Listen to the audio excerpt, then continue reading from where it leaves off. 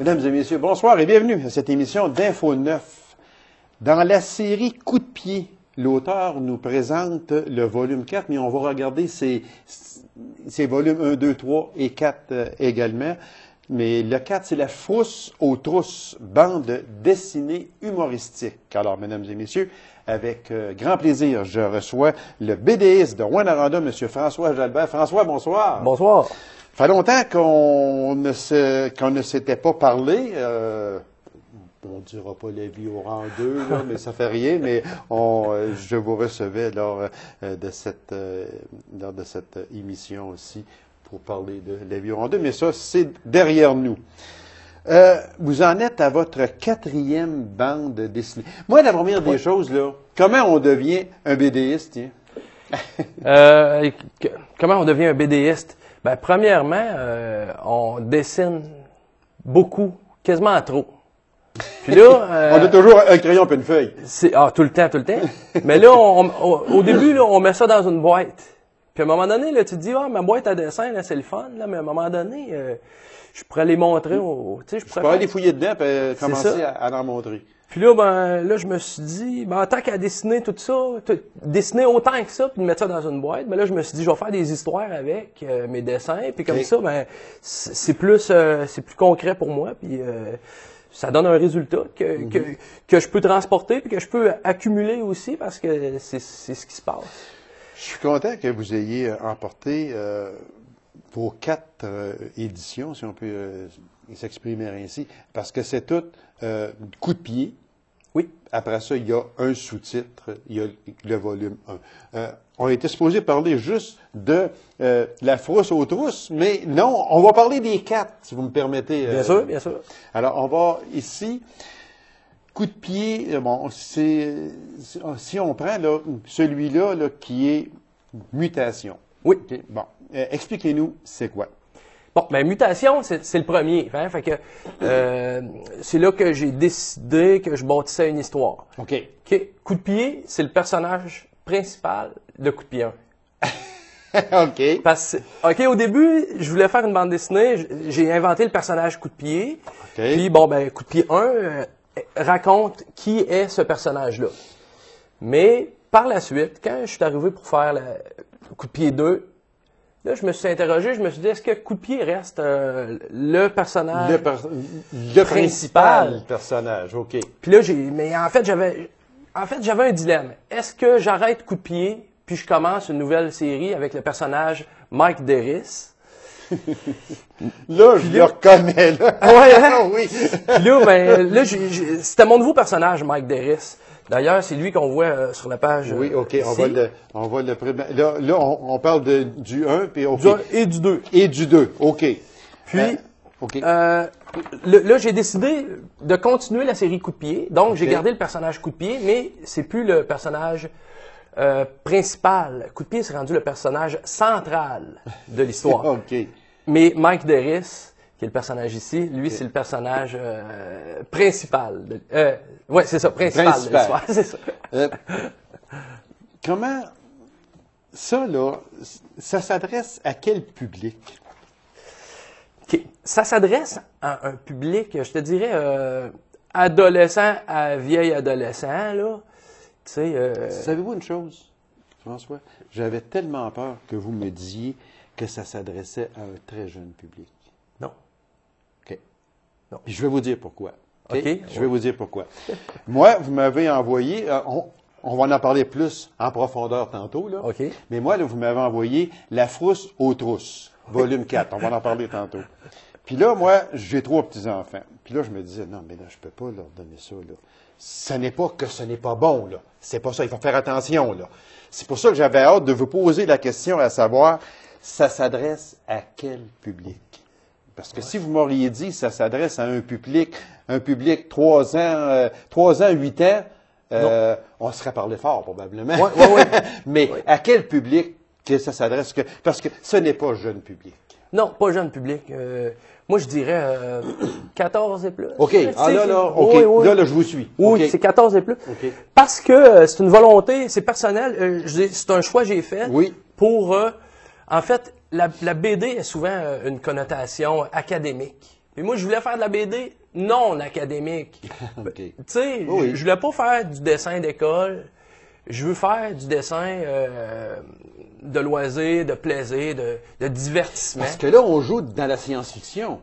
Oui, oui, oui, oui. Un petit peu à l'américaine, quasiment. Ben moi, je dirais, là, c'est... Oui, j'aime votre définition. À l'américaine, oui. Ouais.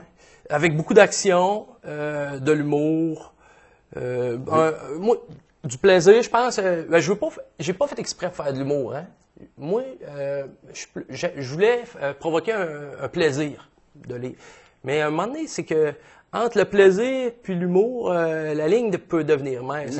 Oui, c'est vrai. Surtout en narration. Hein. Si je te raconte une histoire, je vais mettre des choses pour que ça soit plaisant à écouter, mais on va friser l'humour. Puis là, ben, finalement, là, avec le recul, je peux dire que oui, c'est de l'humour. J'ai un traitement Parce humoristique. que c'est toujours dans la série Coup de pied, bande dessinée. Alors, le volume 2, on dit, bon, pas de pitié pour le mal. On en a parlé un peu. On va aller maintenant avec le volume 3, qui est toujours Coup de pied, volume 3, Les pinces de l'espace. Oui. Les pinces de l'espace, là, j'ai pris mes personnages. OK. Puis, écoute, c'est comme une métaphore, là. C'est la pince de l'espace qui est venue chercher mes personnages. Puis, OK, c'est ma pince à moi, là. Mais en même temps, c'est le personnage qui s'appelle Axstar, qui vient qui a des grandes mains en forme de pince. Fait que c'est ça. C'est une histoire. Avec celle-là, je suis devenu vraiment science-fiction. Mettons que j'ai Parce que là, je ne peux pas là, vous contredire ou vous approuver parce que je ne les ai pas regardés. J'ai lu le volume 4. C'est pour ça que je vous laisse aller plus. Mais celui-là, disons que ça a été... Est-ce qu'on peut dire que ça a été pas le résumé, mais c'est ce qui s'est démarqué des deux autres? Des deux autres de volume 2, volume 1? Non. Vous restez dans le même pattern, comme on dit, excusez l'expression. Non, c'est une suite. Une suite, OK. Ouais, c'est ça. C'est l'histoire qui se continue. C'est ça. Mettons, coup de pied 1, j'explique coup de pied. OK. Coup de pied 2, j'explique Mike Derris. OK. Puis coup de pied 3, ben, je prends mes personnages que j'ai déjà tout présentés, puis dans l'espace. Parce que je préparais le terrain aussi pour coup de pied 4. Parce que dans lequel je prends mes personnages qui sont dans l'espace, puis j'ai garoche dans une autre dimension. Fait que j'ai pas hâte de voir le 5. Oui. Je suis en train de travailler dessus, hein, le 5. Je suis persuadé parce que vous, là, vous connaissez comme je vous connais, parce qu'on se connaît quand même depuis un certain bout de temps, mais il me semble que François Jalbert, là, il n'y aura pas de limite à ça. Ben, en tout cas, à la création, on pourrait dire. Oui, parce que moi, oui. je dois produire, surtout dans le dessin, c'est des pulsions, hein. C'est en moi. Je veux dire, si je ferais pas ça, je serais fou. Parce que ça, c'est pas donné à tout le monde, là. C'est vraiment pas donné à tout le monde, là. Premièrement, BDiste, au départ, c'est pas donné à tout le monde. Puis deuxièmement, de créer des histoires qui se tiennent, là. Si on prend le volume 1, comme vous dites, le volume 2 explique, le volume 3, etc., fait référence. Tu sais, là, on s'en vient, puis il y a le volume 4, vous les envoyez dans l'espace, si on peut dire. Le volume 5, ils vont aller sur Mars ou sur Vénus. On verra ça en temps et lieu. Mais seulement, c'est pas donné pareil à tout le monde. Donc, votre créativité, vous l'apprenez où? Où est-ce que je prends ça? Hey, Parce qu'il faut être créatif là, pour faire ça. Là. Oui. Ben, ça vient souvent... je pars souvent des dessins. Je veux dire, quand je dessine, tu sais la fameuse boîte, là, la boîte à dessin, là. Oui. Ben, premièrement, cette boîte à dessin-là, il y avait des personnages comme le docteur Obrold. Ben, lui, là, ça fait depuis que j'ai 14 ans que je le dessine. Mais je l'ai pas toujours dessiné comme ça. OK. Mais c'est un concept que je traîne, tu sais. Qu'est-ce qui m'a accroché? Je sais pas. C'est un instant. Je l'ai dessiné. j'ai imaginé des trucs, puis c'est resté dans ma tête. Je le traîne. Puis là, j'inventais d'autres personnages. C'est beaucoup des personnages, des concepts que j'invente, écoute, puis que j'accroche ensemble, puis ça... Je sais pas d'où ça vient. Ça fait une suite. Ouais.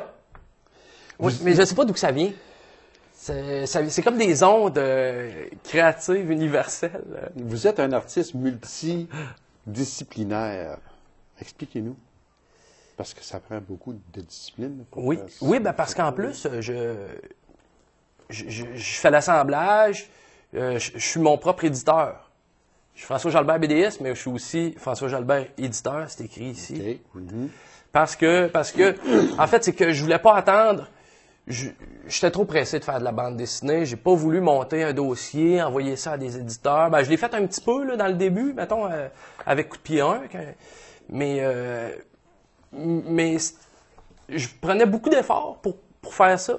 Pour, au bout de la ligne, pas être sûr de qu'est-ce que je... Fait que là, je me suis dit, regarde, moi mettre mes efforts à faire de la bande dessinée, c'est ça que je veux faire. Puis, avec mes études en multimédia, en éducation, ben, j'ai été chercher toutes les connaissances que j'avais besoin pour pouvoir, finalement, produire ça. Quand un artiste, parce que vous êtes un artiste, quand un artiste commence une bande dessinée avec comme le volume 1 qui est là, c'est sûr que là, il veut donner une suite. C'est ce que vous avez fait. Mais seulement, est-ce que vous auriez pensé, quand vous avez produit le volume 1, que vous vous seriez rendu au volume 4 et bientôt au volume 5? Est-ce que dans votre tête à vous, c'était « je fais lui, mais je n'arrêterai pas là ». Je suis sûr que je vais continuer, puis au moment où l'on se parle, le volume 5 est peut-être déjà écrit ou sur le point de l'être.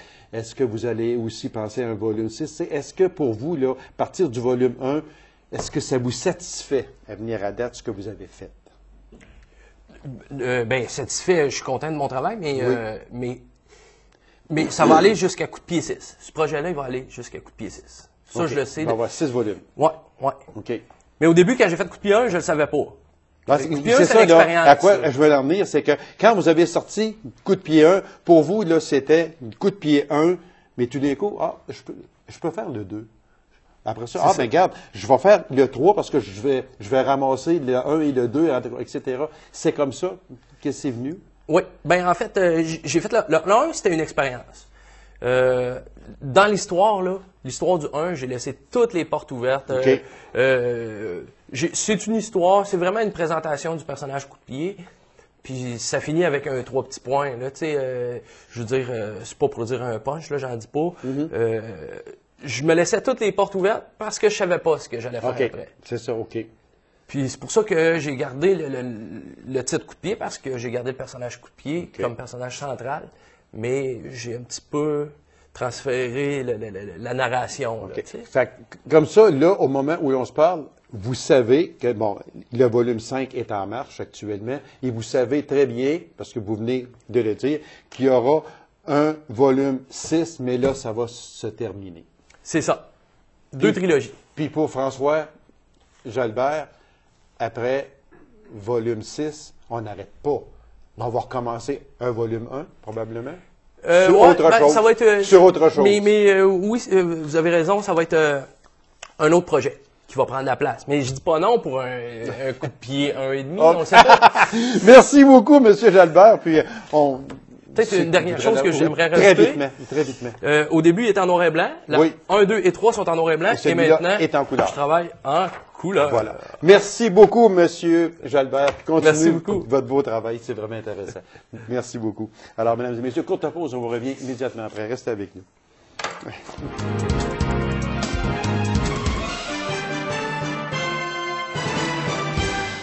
La MRC d'Abitibi-Ouest s'est vue décerner la plus haute distinction du programme Ici on recycle, soit l'attestation niveau 3.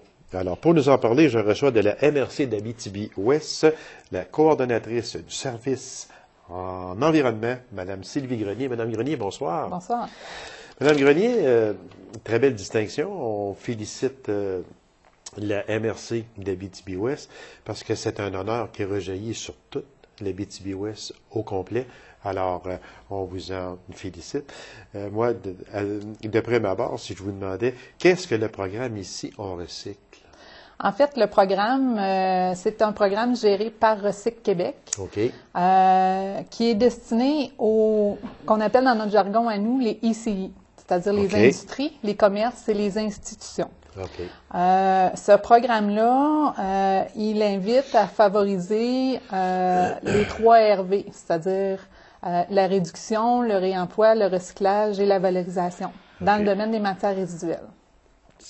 C'est un programme qui vise à reconnaître les ICI qui mettent en œuvre là, les 3 RV. Il y a 3 niveaux à ce programme-là. Oui, exactement, parce que quand on parle du niveau 3, j'avais ici là, dans mes notes justement là, les 3 niveaux. Donc, quand on arrive avec le niveau 3, c'est le summum, autrement dit. Oui, c'est ça. En fait, le premier niveau, c'est un niveau d'engagement. C'est-à-dire, comme organisme ou entreprise, on s'engage à mettre en œuvre différentes actions qui visent à réduire ou recycler nos matières résiduelles. Il y a un deuxième niveau qui est la mise en œuvre. C'est-à-dire là, il faut mettre la main à la roue finalement, puis procéder à des actions, à des améliorations dans nos établissements. Et le niveau 3, qui est au niveau performance, c'est qu'il faut vraiment démontrer que ce qu'on a mis en œuvre, qu'on a des résultats concrets, puis il faut démontrer qu'on valorise ou qu'on recycle au moins 70% de nos matières résiduelles. Puis là, il y a 3 niveaux, or, argent et bronze. Ah oui, OK. C'est ça.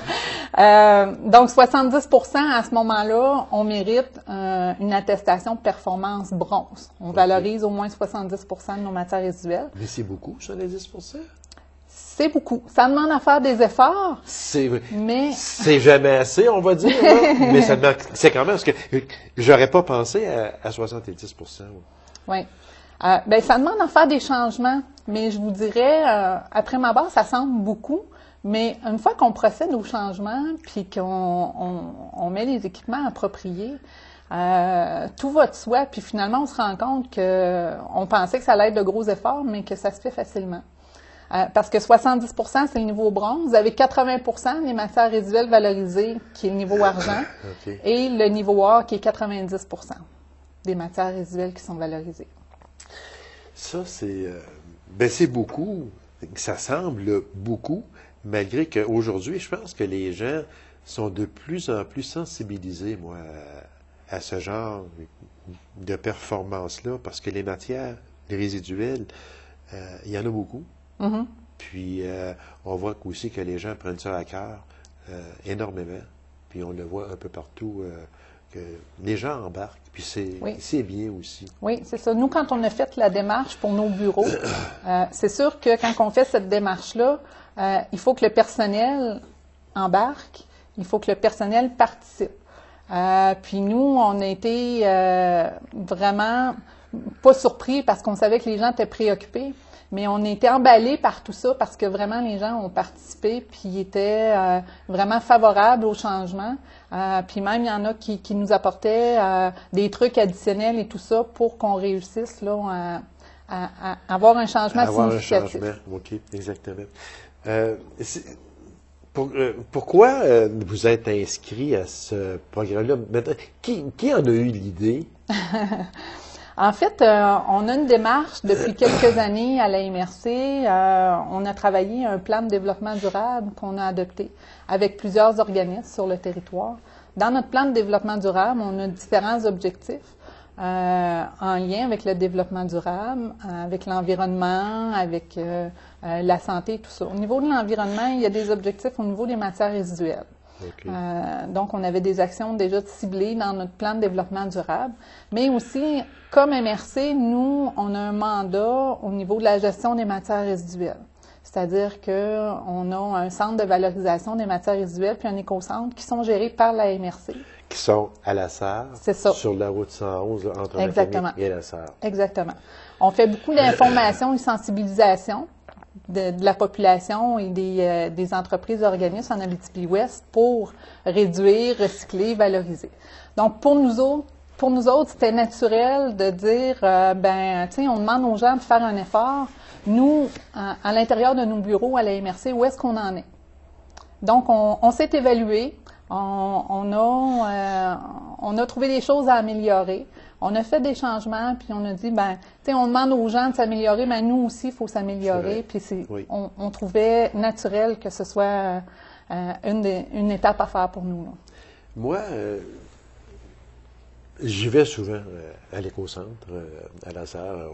Des fois, on peut dire à son voisin, mais là, regarde, moi j'y vais, là, j'ai un voyage à aller faire. Si tu as quelque chose, ouais, j'aurais un galon de peinture, j'aurais différentes choses comme ça. Puis, à chaque fois que j'arrive sur la balance, puis que là, il t'indique où aller porter ta... Je me dis tout le temps, si on n'avait pas ça, qu'est-ce qu'on ferait? Je ne sais pas avant qu'est-ce qu'on faisait. Il me semble que c'est inconcevable de ne pas avoir un centre comme ça. Puis on voit que les gens participent beaucoup parce qu'à chaque fois que moi j'y étais, j'avais 2-3 véhicules en avant de moi qui attendaient pour monter sur la balance et puis éliminer son stock. Si on n'avait pas ça, là, on enverrait ça dans le fin fond du Rhin qui débouche pas ou je ne sais pas quoi. Mais c'est essentiel, Mme Grenier. Oui, effectivement. Puis on se rend compte qu'on valorise beaucoup de choses. Puis dans le cadre de ce programme-là aussi, puis c'est la même chose pour le Centre de valorisation des matières résiduelles, c'est qu'une fois qu'on a fait les changements, on ne se verrait pas retourner en arrière. Ah, fiant! Non, absolument pas. Non. Ça, c'est comme quand on s'en va avec le bac de recyclage dans nos maisons privées. Moi, au début, je me disais, voyons, il va aller mettre une boîte de jus de tomate là-dedans. Là, puis il faut la passer à l'eau en plus de ça. C'est rendu tellement, aujourd'hui, c'est instinctif. Oui, c'est ça. C'est rendu nos gestes quotidiens, puis... C'est rendu, oui. Puis je pense que vous le dites vraiment bien. Qu'est-ce qu'on faisait avant? Je ne sais pas, je m'en souviens pas, mais on peut pas penser revenir en arrière. Mm-hmm. C'est rendu trop aujourd'hui, puis on est bien dirigé. Puis une chose aussi que je veux dire, là, à l'éco-centre, bravo aux personnes qui sont là, parce qu'on est toujours bien reçus. Puis c'est plaisant aussi, puis il t'indique où aller, mener ton stock. Puis non, c'est vraiment bien. Cette attestation-là ici, je pense qu'il y a du verre, on pourra probablement pas la présenter. Non, ça ne marchera pas. On vous la montre de même ici, là. Ah, c'est cette attestation-là que vous avez été chercher. Qu'est-ce que la MRC fait aujourd'hui pour sensibiliser encore le plus de gens possible à recycler? Bien, en fait, on a différents outils à la MRC. On a notre site Internet où il y a beaucoup d'informations. On a aussi une chronique verte, nous, qu'on diffuse par différents journaux locaux qui participent à la diffusion, mais elle est également diffusée de façon électronique. C'est-à-dire qu'il y a un lien sur le site Internet de la MRC. Qu'on peut aller s'abonner et recevoir à chaque mois, la chronique verte. On donne des trucs aux gens, comment réduire, comment réutiliser. On donne de l'information aussi sur ce qui se passe sur le territoire en termes de gestion des matières résiduelles. Donc, c'est différents outils. Aussi, on publie quelques fois par année différentes informations aussi en lien avec la gestion des matières résiduelles. Je pense qu'aujourd'hui, au temps où on est rendu, en 2014, bientôt 2015, la personne qui ne veut pas de recycler, c'est parce qu'elle veut pas, là. C'est parce que il y a tellement de choses aujourd'hui qui sont mises à la disposition des gens qu'on ne peut faire autrement que de recycler. Moi, je ne sais pas, là, oui, absolument. Puis c'est important parce que ce qu'on met au recyclage, c'est une ressource, c'est réutilisé. Oui. Puis durant ce temps-là, c'est d'autres ressources qu'on n'utilise pas. Donc, on favorise une utilisation optimale de ce qu'on a. Combien de personnes, il restait un vieux galon de peinture, puis avec 5-6 pouces de peinture, ou 4-5 pouces de peinture dans le fond, ou 2 pouces de peinture dans le fond, puis on allait vider ça dans le bord du bois, puis non, mais c'est rendu aujourd'hui qu'on ne peut plus faire ça. Là. Mais ce qui est intéressant aujourd'hui, c'est qu'on a les structures pour les diriger aux bons endroits maintenant. C'est ça. C'est sûr qu'il reste peut-être des choses à améliorer, mais on en a beaucoup de fait jusqu'à maintenant, puis on va continuer à développer ces structures-là pour que chaque chose aille au bon endroit. Il en restera toujours à faire, c'est certain, mais je trouve que la MRC d'Abitibi-Ouest, aujourd'hui, vous n'avez qu'à aller sur le site, et puis vous allez voir que c'est quand même... il y a de tout. Puis la personne qui veut recycler, là, elle a juste à aller sur le site, puis c'est très facile également de s'y rendre.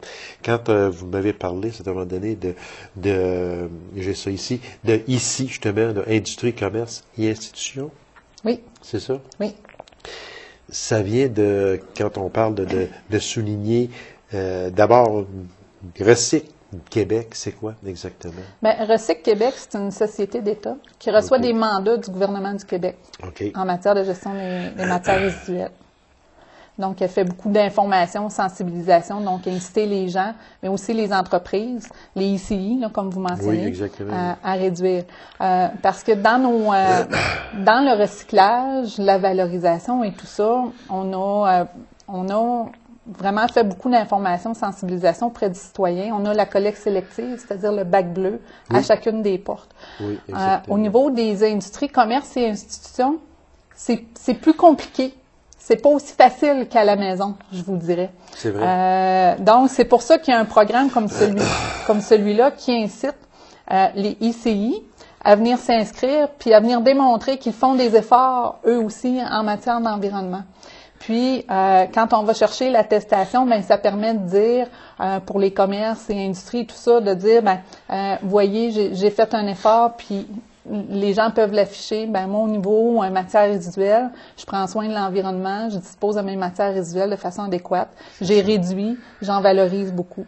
Donc, c'est une certification qui devient intéressante. Puis quand on parle du bac bleu, justement, les gens les recyclent énormément parce que les bacs bleus, quand c'est la collecte des bacs bleus, on voit que plus souvent qu'autrement, les bacs sont mal cleans. Donc, c'est encourageant. C'est parce que les gens aujourd'hui sont sensibilisés. Effectivement. Au recyclage. Effectivement. Les gens ont réduit beaucoup le bac vert. Oui. Donc, on remplit notre bac bleu. C'est bien mieux. C'est mieux. Oui. Effectivement. C'est signe qu'on recycle beaucoup. Je vous dirais, par contre, qu'il reste quand même des choses à faire au niveau de la réduction. Parce qu'on remplit notre bac bleu, mais des fois, il faut se poser la question aussi, est-ce qu'il y a des choses qu'on peut réduire? En termes d'emballage et tout ça. Oui. Mais c'est déjà très bien de recycler. C'est de la sensibilisation. Puis, c'est tout à fait normal également. Alors, Madame Grenier, merci infiniment. Félicitations à la MRC d'Abitibi-Ouest. Et puis, félicitations à toute l'équipe de la MRC. Continuez votre excellent travail, puis on recycle. C'est sûr. Alors, merci beaucoup, madame. Ça fait plaisir. Alors, mesdames et messieurs, merci d'avoir été là. On se donne rendez-vous à une prochaine émission de Info 9. Au revoir.